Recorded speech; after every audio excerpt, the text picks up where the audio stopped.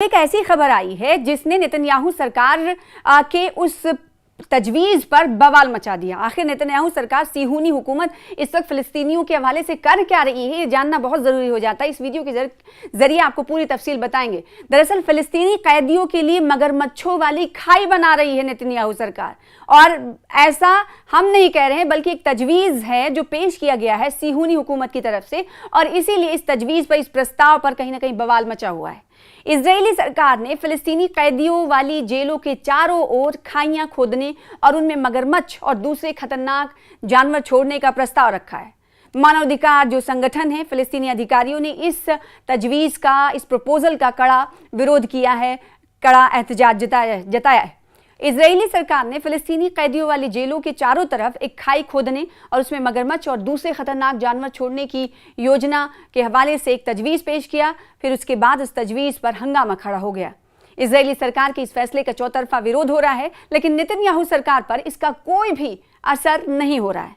एक फिलिस्तीनी ऑफिसर ने कहा कि इस प्रपोजल का मकसद कैदियों को ये महसूस कराना है कि उन्हें इंटरनेशनल कानून और ह्यूमन राइट्स प्रोटेक्शन से दूर रखा गया है। वही एक और एजुकेशन ऑफिसर मुजफ्फर ज़ौक ने कहा कि ये अवार्ड जुल्म का एक नया एक्सट्रीम है और इससे फ़िलिस्तीनी कैदियों की मेंटल हेल्थ पर जो असर पड़ेगा, पहले से ही वो भूख, हिंसा, अकेलेपन, खाने की कमी और दूसरे मुश्किल हालात का सामना कर रहे हैं, और ये कहीं ना कहीं कदम बहुत ही विनाशकारी हो सकता है, मेंटल हेल्थ की धज्जियां उड़ा देगा।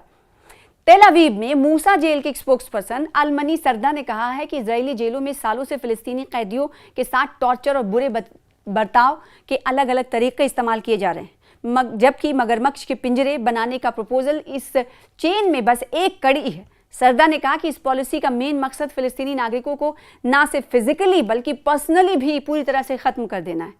फिजिकली तो खाने पीने के लिए चीज़ें ना मिलने की वजह से, भूख से और न्यूट्रिशन ना पाने की वजह से लोग फिजिकली तो कमज़ोर हो ही रहे हैं, मेंटली भी उन्हें वीक करने की कोशिश के तौर पर इसे देखा जा रहा है।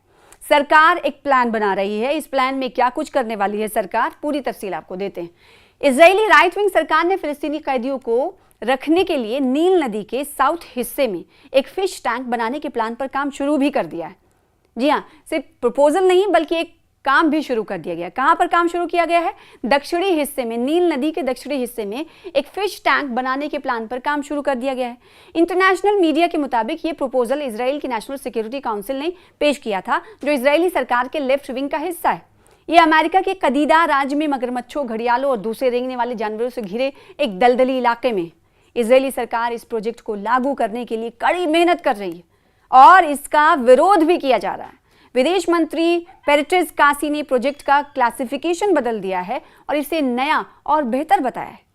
वैसे तो आपको मालूम है कि युद्ध में गजा और फिलिस्तीन के लोगों की हालत क्या है, पूरी तरीके से तबाह हो चुके हैं लोग, और दूसरी तरफ जो कैदी हैं, इजरायली हुकूमत, सिहूनी हुकूमत के कब्ज़े में जो कैदी हैं, जो ना सिर्फ उन्हें खाने की चीज़ें मिल पा रही हैं, ना उन्हें ग़िज़ा मुकम्मल दी जा रही है, ना जो जेल में कैद हैं, मुक़य्यद हैं, उनके लिए बेहतर सहूलियात नहीं है। लेकिन उसके बावजूद भी ऐसा निज़ाम तैयार किया जा रहा है कि अगर कैदी झांकने की एक तरफ से कोशिश करें, या फिर कोई कैदी ये सोच ही नहीं सकता कि वो इस जेल से बाहर किसी भी तरीके से निकल सकता है, क्योंकि चारों तरफ गड्ढे खुदाए जा रहे हैं और मगरमच्छ और दूसरे खतरनाक जानवरों को नदी में डालने की तैयारी है। तो दूसरी तरफ गजा में पूरी तरीके से युद्ध से तबाही है। इजराइल और हमास के बीच 2 सालों तक युद्ध चला। इस युद्ध में 70,000 से ज़्यादा गजा के लोगों की मौत हो गई, जबकि 2 लाख से ज़्यादा लोग ज़ख्मी हुए हैं।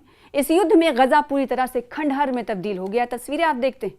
इजरायली फ़ौज हज़ारों की संख्या में फ़िलिस्तीनियों को कैद करके इजरायली जेल में डाल चुकी है, और कैदियों को, जिन कैदियों को इजरायली जेल में डाला गया है, वहाँ उसके इर्द गिर्द अब गड्ढे खोदे जा रहे हैं ताकि ख़तरनाक जानवरों को उसमें डाला जा सके, उनकी मेंटल हेल्थ को नुकसान पहुँचाया जा सके।